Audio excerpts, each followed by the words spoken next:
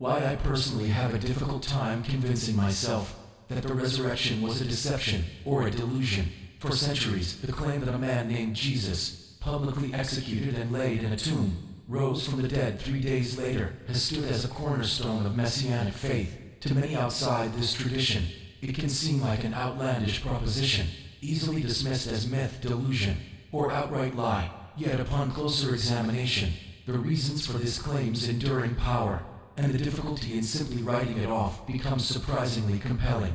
Let's consider the most obvious counter-arguments, that the resurrection was either a mass delusion or a calculated deception.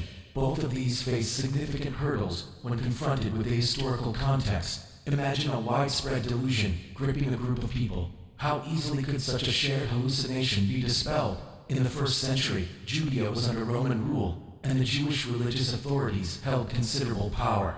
If the claim of a resurrected Jesus was merely a trick of the mind, a collective misinterpretation of events, the solution for these authorities would have been remarkably simple: produce the body. The fact that the early Christian movement not only survived, but flourished in the face of opposition, despite this seemingly obvious means of quashing it, suggests that the narrative of an empty tomb held a certain undeniable weight. Why couldn't they simply point to Jesus' grave? Furthermore, if the resurrection story was a carefully constructed lie intended to garner followers, the strategic choices made by its alleged fabricators appear strikingly illogical. Consider the pivotal role of women in the earliest accounts. It is women who are consistently depicted as the first witnesses to the empty tomb and the resurrected Messiah.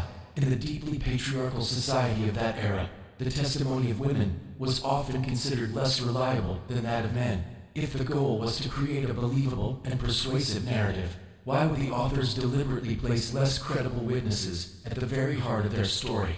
This seemingly counterintuitive detail lends a powerful sense of authenticity to the accounts. It suggests that the early followers were grappling with and reporting what they genuinely believed they had encountered, even if it defied the social norms and might have initially hindered their cause. They weren't crafting a polished piece of propaganda. They were recounting something that had profoundly impacted them. Perhaps the most compelling argument against the resurrection being a simple lie lies in the sheer audacity of the claim itself. In any scenario of deception, the bigger the lie, the easier it is to disprove. What could be a more monumental, more easily verifiable falsehood than claiming someone defeated death after being brutally crucified out in public? All it would take is a body. The continued insistence on this extraordinary event, which flew in the face of all known human experience, demands a serious explanation. It seems improbable that a group of individuals would invent such a preposterous tale, and then willingly face persecution, imprisonment, and even death for it, knowing it to be a fabrication. Human nature tends towards self-preservation, not martyrdom for a known falsehood. Moreover, the transformation of Jesus' followers in the aftermath of the crucifixion is a historical reality that is difficult to ignore. From a scattered, disheartened group mourning the loss of their leader, they became a community characterized by unwavering conviction, courage, and a fervent desire to share their belief in the resurrected Messiah. While psychological and sociological factors can explain some aspects of group behavior, the central catalyst for this dramatic shift appears to be their shared conviction in the resurrection. In conclusion, while skepticism is a vital tool in examining any historical claim, the resurrection of Jesus presents a unique challenge to easy dismissal. The persistent narrative of an empty tomb, the seemingly illogical yet authentic role of women as primary witnesses in a first-century patriarchal society, the sheer audacity and disprovability of the claim itself, and the subsequent transformation of Jesus' followers all point to a reality that is more complex than simple delusion or intentional deceit. For anyone genuinely seeking to understand the enduring power of this historical claim, these factors warrant careful and open-minded consideration.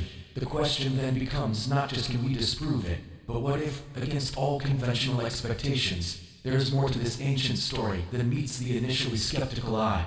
These are not easily dismissed points. They create a significant burden of proof for anyone attempting to explain the rise of Christianity purely through non-miraculous means. While alternative explanations exist and are debated within scholarly circles, they often face their own challenges and complexities when trying to account for all the available evidence. Therefore, while a determined skeptic can always find avenues for doubt, These arguments demonstrate that a simplistic dismissal of the resurrection as a mere lie or delusion overlooks several crucial and challenging aspects of the historical context and the early Christian narrative. For this reason, a thoughtful and honest engagement with the evidence makes it difficult to be reflexively or unquestioningly skeptical.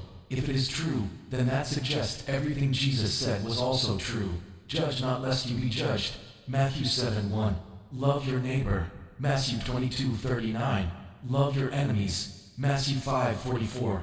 Truly, truly, I say to you, he who believes in me, the works that I do, he will do also, and greater works than these he will do, because I go to the Father. John 14:12. And Jesus, he raised his own self from the dead, so that suggests we also are capable of some absurdly unbelievable feats.